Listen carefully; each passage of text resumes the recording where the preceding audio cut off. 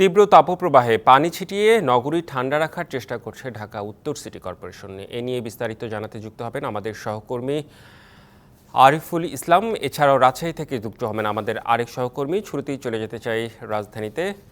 আরিফুল ইসলাম, আপনার কাছে যেটি বিষয় সেটি হচ্ছে যে এই পানি ছিটানোয় ঠিক কতটুকু প্রভাব পড়ছে নগর জীবনে, কি বলছেন সিটি কর্তৃপক্ষ?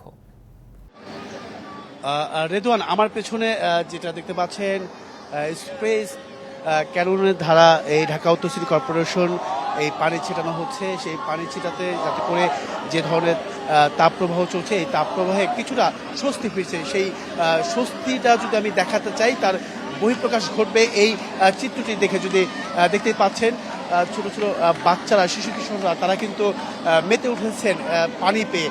এই যে কৃত্রিম বৃষ্টি বলা হচ্ছে ঢাকা উত্তর সিটি কর্পোরেশনের পক্ষ থেকে, সেই কৃত্রিম বৃষ্টিতে ভেজে তারা কিন্তু এই সময়টা পার করছেন আনন্দ উল্লাস নিয়ে।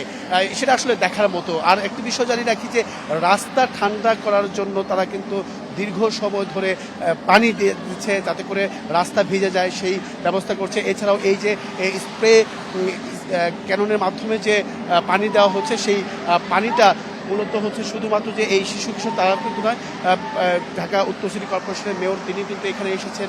এসে তিনি বলা যায় যে তাদের সঙ্গে একত্রিত হয়ে এই পানিতে ভিজেছেন। আমি একটু কথা বলতে চাই সেই স্প্রে বিষয়ে বা পরিবেশ ঠান্ডা রাখার জন্য এই যে ঢাকা উত্তর সিটি কর্পোরেশনের যে উদ্যোগ, এটা আসলে কিভাবে দেখছে সাধারণ মানুষ?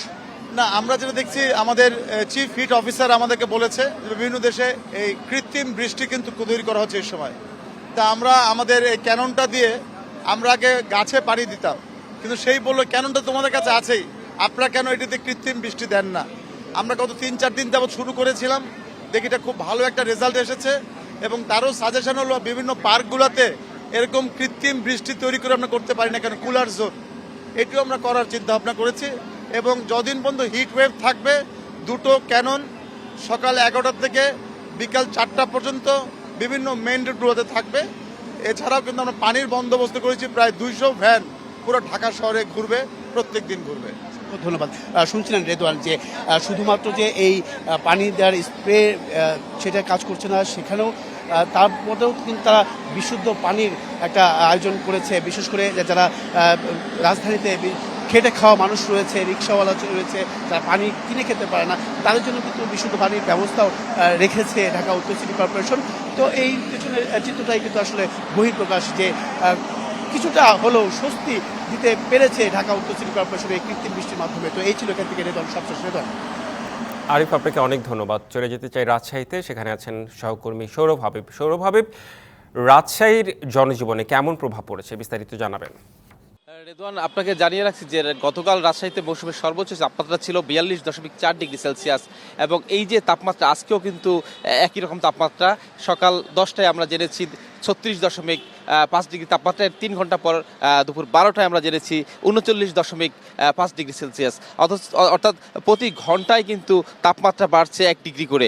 এইভাবে যদি বাড়তে থাকে বিকেল 3টা পর্যন্ত, তাহলে কিন্তু আজকে 42 ডিগ্রি ছাড়িয়ে যাওয়ার কথা। এবং প্রচণ্ড রোদ দেখতে পাচ্ছেন যে এই রোদের কারণে কিন্তু মানুষ বাইরে বের হতে পারছে না। যারা বের হচ্ছেন তারা ছাতা নিয়ে বের হচ্ছেন। আবার এই যে রোদ, এখানে কিন্তু একেবারেই হাঁটাচলা করা যাচ্ছে না, এত রোদ।